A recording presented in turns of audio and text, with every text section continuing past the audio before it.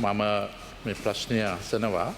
මේකේ වෙලා ඉතුරු කරන්න අවශ්‍යතාවය නිසා මම මේකේ ප්‍රශ්න විතරක් අහනවා. අනිත් ඒවාට අපි විවාද තුලින් කතා කරන්න පුළුවන්. මම කොටස් තුනකින් අහලා තිබ්බේ ඇමරිකාව වෙළඳපොළ සම්බන්ධයෙන්.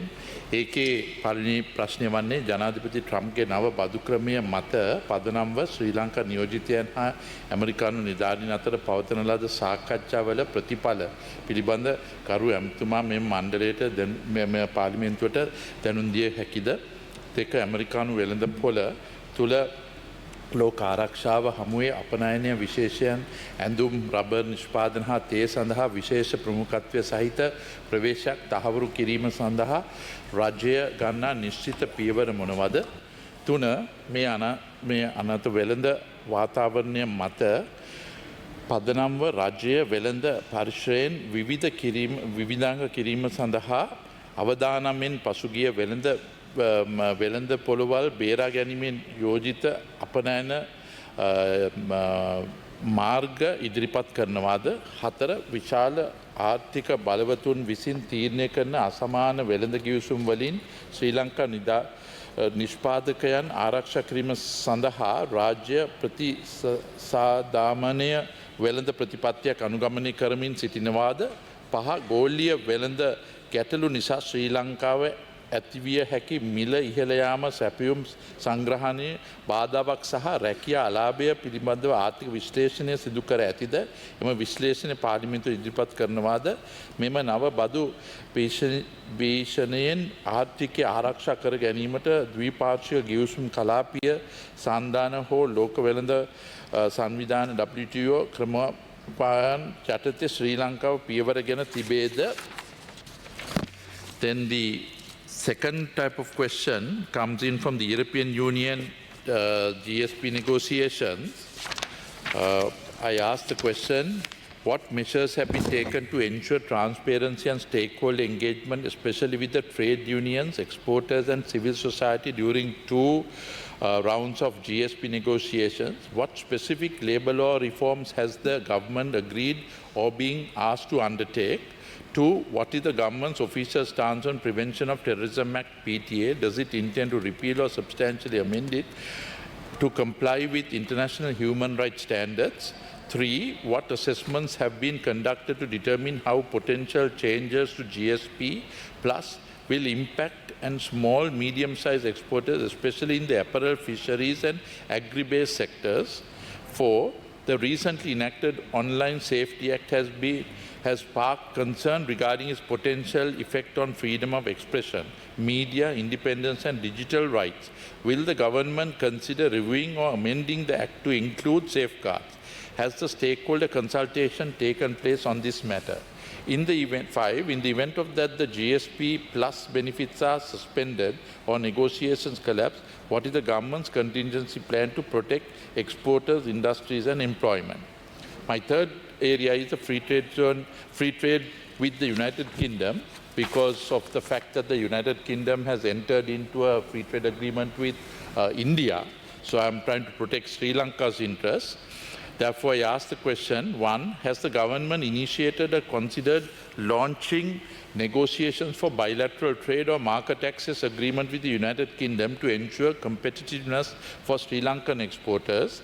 Two, why did Sri Lanka not proactively engage in trade discussions with UK, especially when the India-UK FTA negotiations were publicly known and ongoing for nearly a decade?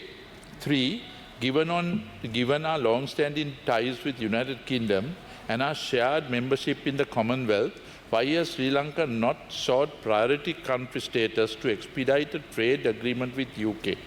Four, as Sri Lanka emerges from economic bankruptcy, is the government exploring the possibility of securing a special protective trade agreement with the UK? Five, does Sri Lanka have a data-driven strategy to assess and respond to potential market erosion caused by the India-UK FTA? How will the intelligence be used to protect and promote our exports in the UK market? Honourable Minister, my concern is the globalized world, we seem to be moving towards a big club world, in the sense big countries seem to be liking to work together. earlier the globalized world is now splitting into regional trade. Now, with USA having 3.2 billion, your question is that it's still too premature. Yes, I would not try to get an answer which is premature at the moment.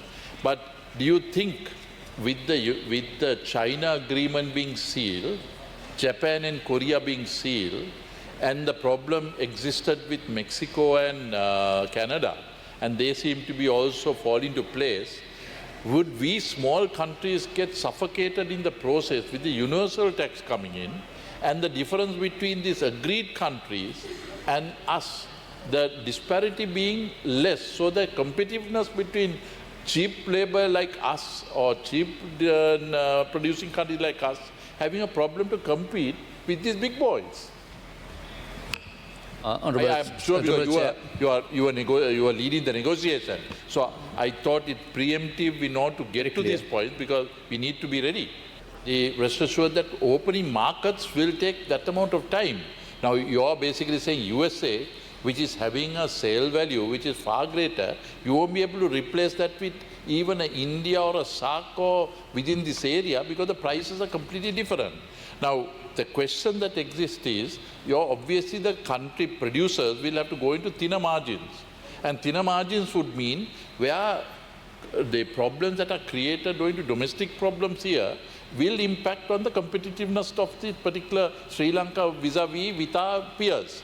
Now, these are the reasons why I was talking about the high taxes, the high labor and the electricity. Now, with that, I was happy to see day before yesterday the Inland Revenue Commissioner saying that the SWAT, the VAT should be digitalized, which is happening. The SWAT will be abolished. Now, this is an area which you once again will take full responsibility to ensure that this moves in a seamless manner.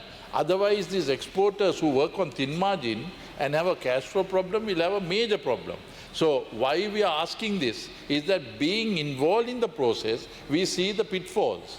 So ensure that before we basically get into that we have a seamless solution to these problems that come about. We exporters are very worried. The new orders have stopped coming in because the 3 months period that we got helped us to export what was there. But the new orders have not come into the future spring delivery. So on that score, while moving into new markets is an impossibility, it will take 2, 3, 4 years. So existing markets where you have almost 1.5 million people working, directly and indirectly, that is the reason why I'm basically asking for the US, then I'll move on to the UK and into the European Union.